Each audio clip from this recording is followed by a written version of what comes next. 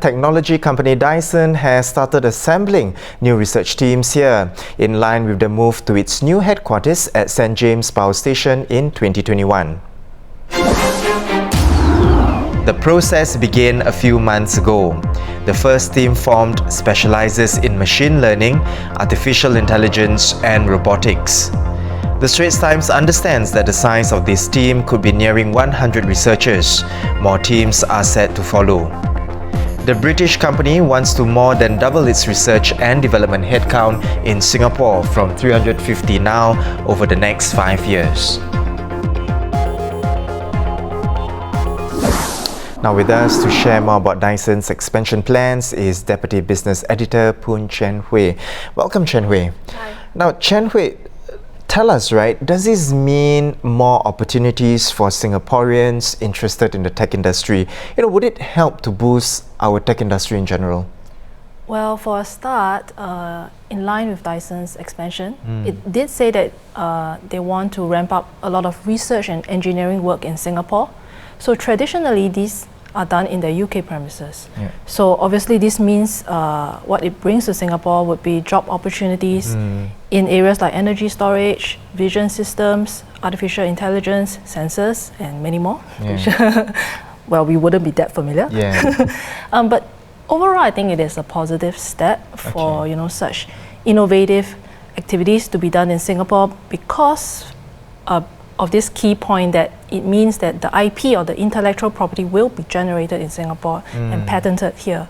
So we do want to own some of these IP as a legally registered, in Singapore. Yeah. Aside to that, I think apart from Dyson, there are quite a number of tech companies headquartered or based in Singapore. So I would say it's pretty much like a healthy outlook for the sector in the years ahead. Right, definitely a boost for the Singapore industry right here, right? And Chian Hui, so you've been to the other Dyson's facilities.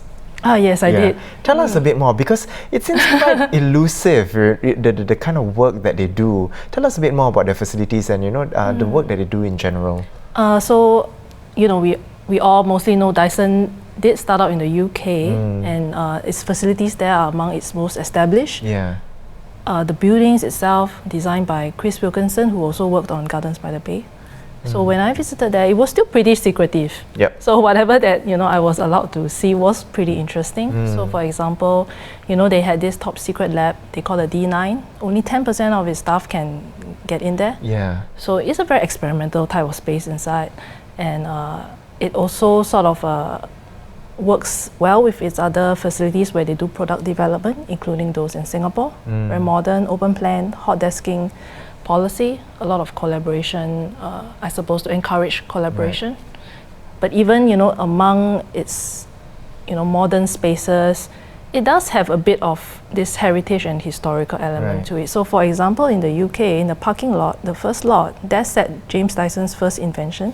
It was a sea truck. It was parked in the parallel lot in the car park. Yeah. So I think they try to infuse some of these to encourage engineers. So hopefully, I would say, we would love to see some of these elements in the new St. James Power Station headquarters when they move over. A good balance, of the modern and, of course, the heritage to kind of just remember back the roots of sorts, the eureka moments from history. We want to recreate that again. Definitely. Now, thank you so much, Chian Hui, for coming on to the show, to tell us more about Dyson's expansion plans and certainly the facilities.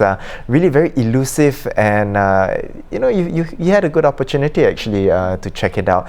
Now, there you have it, the top stories for today. For more news and videos, of course, you can visit our website at straitstimes.com. Once again, I'm Haryanto Diman. Tune in tomorrow for more stories on A Big Story.